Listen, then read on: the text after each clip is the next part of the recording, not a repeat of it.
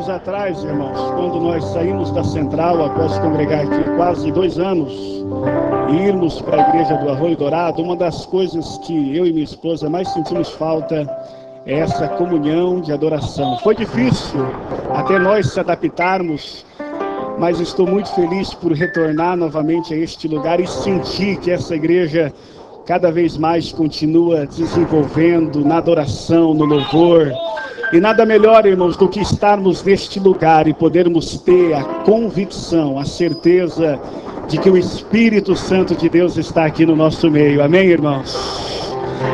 Eu quero aproveitar que os irmãos estão em pé, convidá-los para abrir as vossas Bíblias comigo, no Evangelho a qual escreveu São Lucas, capítulo de número 23, verso de número 32 e verso de número 33.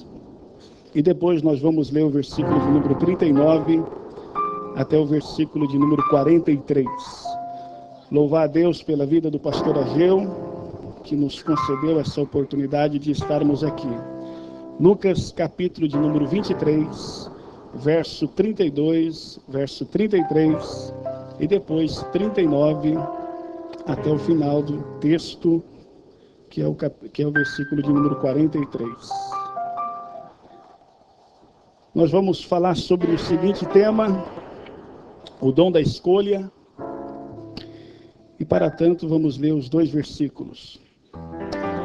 E também eram levados outros 2, que eram malfeitores, para serem executados com ele. Quando chegaram ao lugar chamado Calvário, ali o crucificaram, bem junto com os malfeitores, um à direita, o outro à esquerda.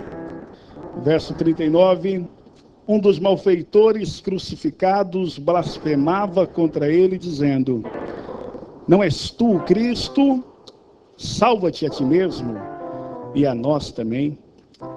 Respondendo-lhe, porém, o outro repreendeu, dizendo: nem a menos temes a Deus, estando sobre igual sentença? Nós, na verdade, com justiça, porque recebemos o castigo que os nossos atos merecem. Mas este nenhum mal fez. E acrescentou Jesus: lembra-te. E acrescentou-lhe Jesus: lembra-te de mim quando entrares no teu reino. E respondeu Jesus: em verdade te digo que hoje estarás comigo no paraíso. Pode tomar os vossos assentos. Em 1863, um pequeno homem chamado Ed brilhava nos palcos dos teatros dos Estados Unidos. Este homem, embora pequeno, de um talento muito grande, e em um apenas teatro ele fez 6 episódios em Hamlet, e isso trouxe para ele uma grande fama naquele momento. E este homem, Ed, tinha 2 irmãos, um chamava Julius e o outro chamava John. Em 1865 eles fizeram a famosa peça, e dentro dessa peça, a peça de Júlio César, Julius e John fizeram uma atuação onde eles eram considerados os assassinos, aqueles que estavam criando a possibilidade de assassinar naquela peça Júlio César. Aconteceu que essa peça foi uma prefiguração do que um dia iria acontecer no mês de abril, no mesmo ano, em 1865, no teatro de Henry Ford, em Washington. Entrou ali um homem chamado John, e naquela ocasião entrou dentro de um camarote, estava sentado em uma daquelas poltronas do camarote, o presidente Abraham Lincoln, e de repente ele sacou a sua arma e deu um tiro na cabeça de Abraham Lincoln, e com apenas um tiro o matou. O mundo de Ed acabou naquele momento. ele desanimou, não quis mais atuar, parou de estar nos cenários, parou de estar nos teatros, parou de estar nos palcos, e triste assim, manteve a sua vida até alguns anos. Porém, o destino, às vezes, nos acaba pregando algumas peças. Ele estava em um lugar onde estava numa estação de trem, quando de repente aquela multidão que estava aglomerada pressiona um rapaz, e esse rapaz acabou trupicando e caiu bem nos trilhos, a poucos minutos de um trem ali passar. Ed não pensou nenhum minuto, colocou as suas pernas sobre uma grade, alcançou aquele jovem, puxou ele para a vida, trouxe livramento para ele. Depois de alguns minutos de calma, ele respirou. Ele não conheceu o jovem que salvou, mas o jovem que o salvou o conheceu. E viu que era Ed. E assim se foi embora. Passado alguns meses, Ed recebe uma carta que vinha de Washington, do general que comandava as tropas dos Estados Unidos. E para surpresa dele, quando ele leu aquela carta, ele descobriu que a vida que ele tinha salvado era a vida de Robert Lincoln, ou seja, o filho de Abraham Lincoln. Uma história interessante, não é verdade? 2 irmãos, criados pelo mesmo pai, tinham a mesma profissão, moravam no mesmo lugar, tinham tudo no bem comum, mas com 2 atitudes totalmente diferentes. Um escolhe a morte, enquanto o outro escolhe a vida. John mata o presidente dos Estados Unidos, Abraham Lincoln. Ed salva a vida do seu filho. Mas essa história, ela também se torna comum quando nós também olhamos para a Bíblia. E vemos que essa história não é única. É uma história que a Bíblia está cheia de identificação com essa história. Por exemplo, nós vemos Abraão e Ló, os mesmos peregrinos, a mesma descendência, a mesma criação. Um escolhe Deus, o outro escolhe Sodoma. Nós vemos Abel e Caim, filhos do mesmo pai, mesma criação, mesma formação. Um escolhe a vida, o outro escolhe assassinar. Nós vemos 2 reis de Israel. Nós vemos Saul e Davi, reis do mesmo país, mesma formação, mesma linhagem, mesma descendência. Um escolhe Deus e o outro escolhe o poder. Com base nessas relações, nós aprendemos, irmãos, esse seguinte tema que eu quero falar a vocês essa noite. As escolhas que Deus nos dá. O dom do livre-arbítrio que todos nós temos. O mais interessante é que esse dom que Deus nos dá, essa escolha que cada um de nós temos, uma escolha própria, consciente, que cada um de nós escolhemos qual caminho que nós queremos tomar, é algo que Deus não manipula, é algo que Deus não intervém, é algo que Deus não faz persuasão, mas Ele dá a cada um de nós o direito de escolhermos. Hoje, se estamos aqui, é esse direito de escolha, é essa liberdade que nós temos de ir e vir, esse livre-arbítrio que Deus nos dotou, que nos trouxe a capacidade de estarmos aqui. É interessante notarmos que diante desses episódios nós vemos o próprio Jesus. O próprio Jesus, nas suas preleções e orientações ao povo, ele sempre dizia: ei, vocês têm o dom de escolher. Eu vos mostro a porta estreita.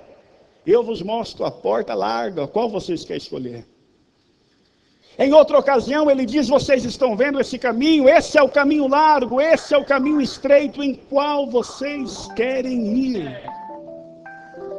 Ele olha para os seus ouvintes e mostra para eles, ei, aqui está o Deus do dinheiro, e aqui está o Deus de Israel, qual que vocês querem ir? Em outra ocasião, no meio de uma multidão, ele olha para os seus ouvintes e diz a eles, ei, aonde que vocês querem firmar suas fés? Vocês querem firmar a fé de vocês na areia, aonde é movediça, aonde não tem estrutura? Ou vocês querem firmar a fé de vocês na rocha, aonde não se abala? Aí ele conclui dizendo, é vocês que escolhem. É vocês que escolhem. Eu quero abrir um parênteses e já dizer aqui a todos vocês que estão aqui essa noite, glória a Deus, porque você escolheu estar neste lugar, que é o melhor lugar do mundo, a presença de Deus. Oh, aleluia, levante assim as suas mãos, oh glória, diga isso para ele, fala para ele, Senhor, eu escolhi estar aqui essa noite. Diga para ele, Senhor, eu escolhi, eu não sei o seu nome, mas eu vou falar o meu, eu, Fábio de Souza Tavra, escolhi estar aqui com todo o desejo do meu coração, para adorar o Senhor com toda a minha inteligência, com todo o meu conhecimento, com toda a minha disponibilidade, com toda a minha força, e eu vou adorá-lo, porque Ele é eterno. É interessante que diante desses relatos que eu acabei de dizer a todos os senhores, aqui está o texto que eu li, e nós, quem sabe alguns, já não se perguntou, por que 3 cruzes, e por que não 6, não 10, não 8, não 12, por que 3 cruzes? Vocês já se perguntaram por que Cristo estava no meio, e 2, um à sua esquerda, e outro à sua direita? Já se perguntaram? Porque ali está, irmãos, o melhor dom, Timóteo, que Deus deu a todos nós, o dom da escolha. Ali está revelado isso, o dom de escolher. Jesus está crucificado ao lado de 2 homens assaltantes, 2 homens malfeitores. O texto é bem claro, mostra um insulto, mostra como estava sendo baixo aquele momento. Os 2 começaram a blasfemar, de repente um muda a sua direção, começa a ter conscientização, e começa também a indagar, a perguntar, a refutar o outro que estava sendo crucificado com ele. E naquele momento, Jesus está ali, simplesmente ouvindo, atento, simplesmente olhando, seus olhares estão aos homens, um murmura, um perde o equilíbrio, um diz a ele, ei, você não veio salvar todos, porque o Senhor não desce aí da cruz e salva todos nós? De repente aquele homem, após um início de murmuração, mas uma conscientização, ele diz, ei, espera um pouquinho, nós estamos sendo aqui julgados, nós estamos sendo aqui crucificados porque nós merecemos, mas este homem nenhum mal fez. De repente ele olha para Jesus, e numa escolha livre, em uma frase linda, ele diz, Senhor, tem misericórdia de mim. Lembra-te de mim quando entrares no seu reino. Aí Jesus não usa nenhum tipo de outro comentário, não julga os seus atos, apenas olha para ele e diz, ei, meu filho, hoje mesmo estarás comigo no paraíso. Mas o mais interessante, Paulinho, é que nessa história nós lembramos e nós se deliciamos, nós se emocionamos com a história do homem que foi salvo. Mas você já não se perguntou por que Jesus não força um pouquinho mais? Ou usa de uma persuasão a mais e alcança aquele outro que estava blasfemando? Você já se perguntou por que Jesus não insiste com ele? Porque momentos antes Neste mesmo evangelho, Lucas está relatando lá em capítulo 19 sobre 3 parábolas. E as 3 parábolas é que se ele tem 100 ovelhas, e se uma delas se perde, assim ele o faz. Ele sai à procura dessa ovelha que se perdeu nas montanhas, nos vales, nos buracos, e enquanto não encontrar esta ovelha, ele não descansa e traz esta ovelha ferida até o aprisco. Assim ele faz. Lucas também conta nesse mesmo capítulo a história de uma mulher que tem 10 dracmas e ela perde uma dracma, e enquanto ela não varre toda a casa, mexe com os móveis, acende a luz e encontra a dracma perdida, ela não descansa até encontrar. Mas nessa mesma história nós também temos a história de um pai, 2 irmãos, e um irmão pega a sua herança, vai pelos lugares mais longes do mundo, curte todo o mundo, se decepciona com o mundo, se quebra no mundo, fica ferido no mundo, mas em nenhum momento nós vemos o pai que está dentro daquela casa correndo atrás daquele moço. Em nenhum momento nós vemos o pai saindo dentro da sua casa e indo atrás daquele menino que se perdeu. Ele está ali, Sandra, no seu lugar. Quando o menino volta, nós temos uma história linda.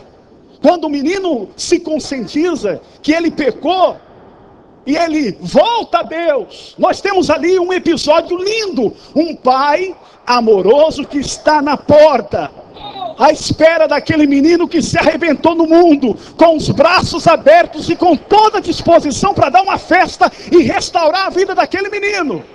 Mas em nenhum momento o pai vai atrás dele. Por quê?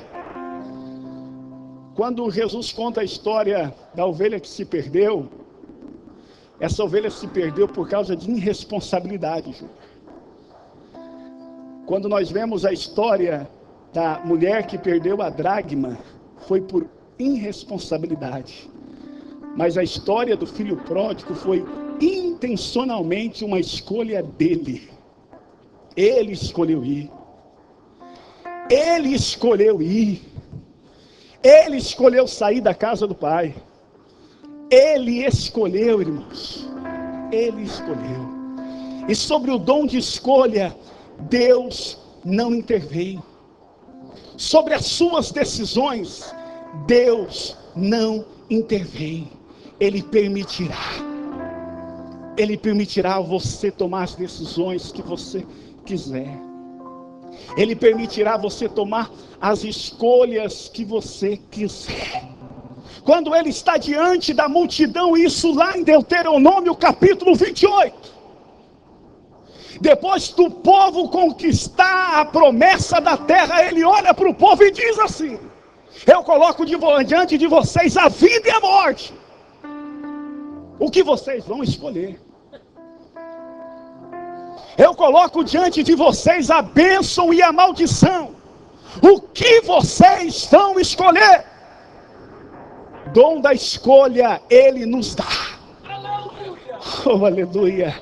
Mas nós estamos aqui essa noite, neste lugar, para dizer que nós não escolhemos a morte, nós não escolhemos a tristeza, nós não escolhemos a maldição, mas nós escolhemos a vida, e a vida está aqui diante de nós, a vida está aqui com esta igreja. Nós escolhemos a vida, porque nós temos este poder de escolha. Nós temos este poder de escolha. Sobre muitas coisas nós não temos o poder de decidir. Nós não temos o direito de escolher nosso gênero.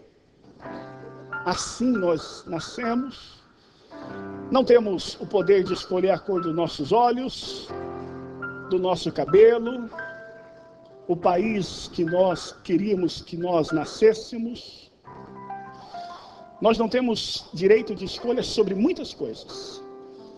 Só que Deus deu para nós o direito de uma escolha que compensa todas as outras que nós temos.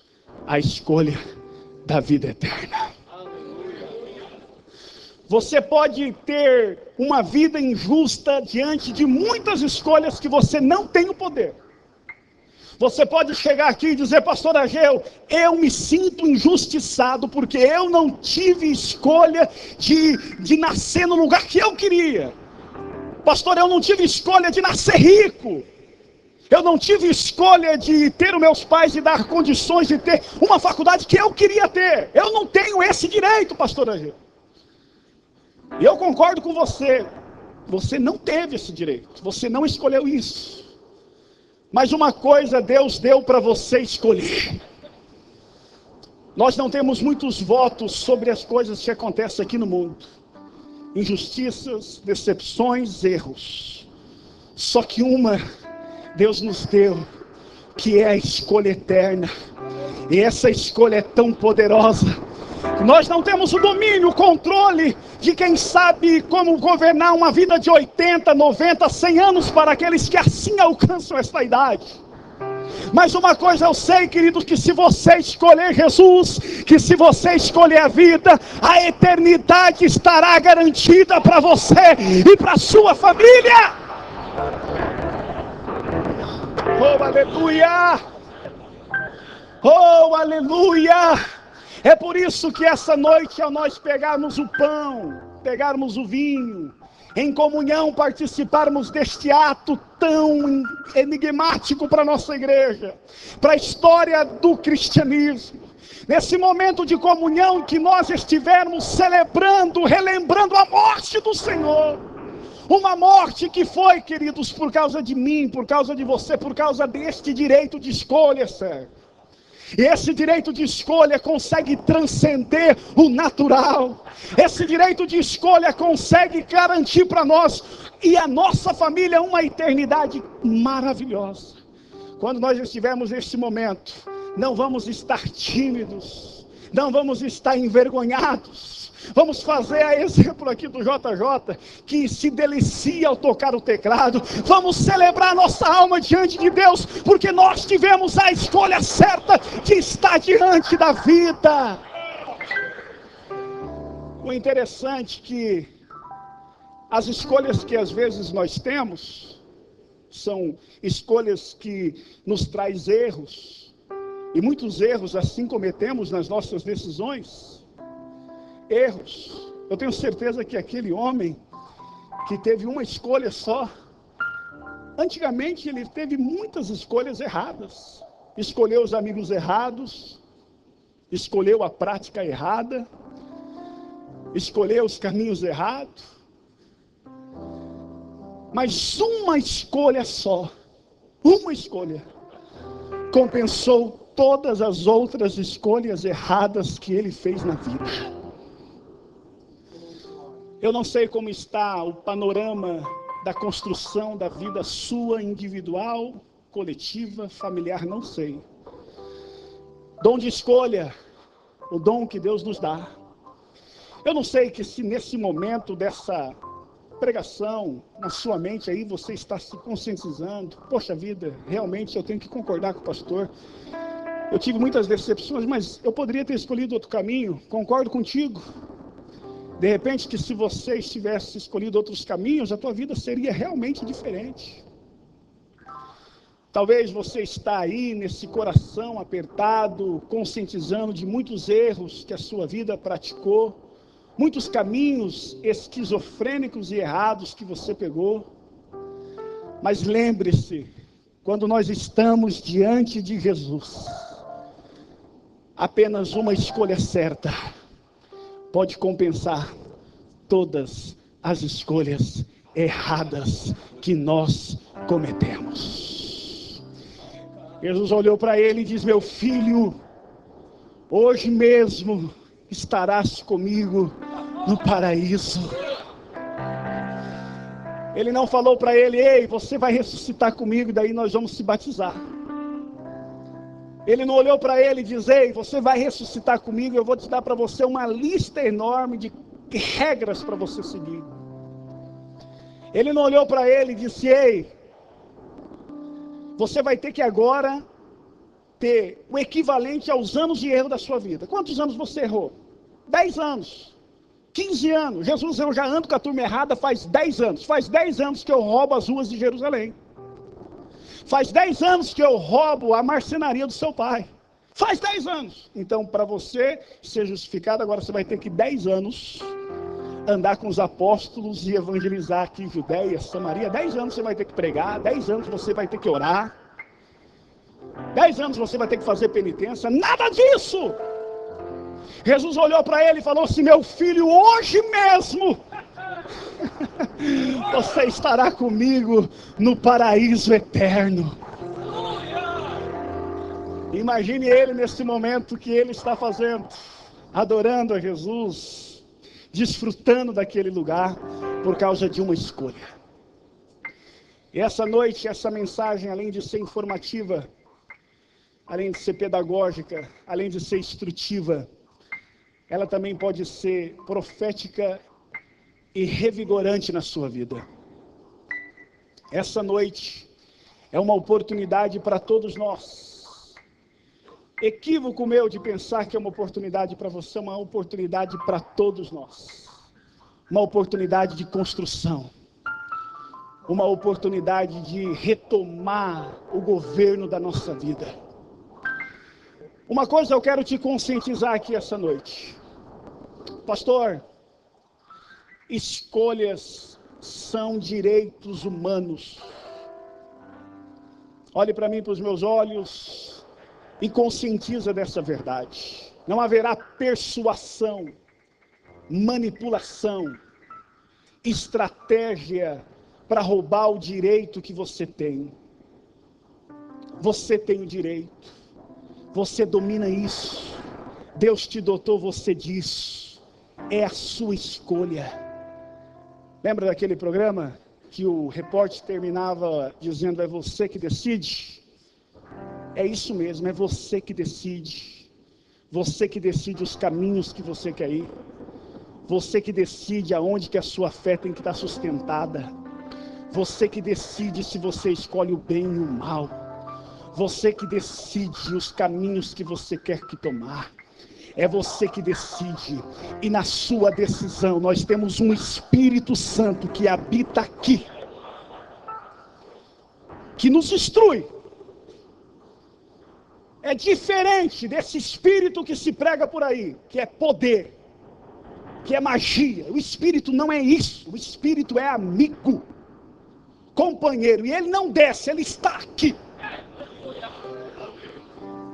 Ele não é mecanismo, ele não é manipulador, ele conversa, ele não obriga ninguém, ele não manipula ninguém. Ele fala conosco, pastor Nilton, e ele fala bem assim: pastor Fábio, Christian, qual caminho você quer ir? Você escolhe. E aonde você escolher, se passares pelo fogo, o fogo não vai te queimar. Se passares pela água, a água não vai te afogar. A minha mão estará sobre você, e nenhum caminho você tropeçará. E se porventura tropeçar, e todos nós, vamos conver, nós somos propícios a tropeçar. Só que uma coisa a Bíblia garante: o justo pode cair 1, 2, 3, pode cair 7 vezes, e todas elas Deus levanta o justo e coloca ele de pé. Eita! Eu não sei a situação que os teus erros e que as suas decisões te levaram, mas uma coisa eu sei: o Espírito poderoso, dono desta igreja e que habita dentro de você, te levantará, e essa noite ele renovará a sua vida para a glória de Deus Pai.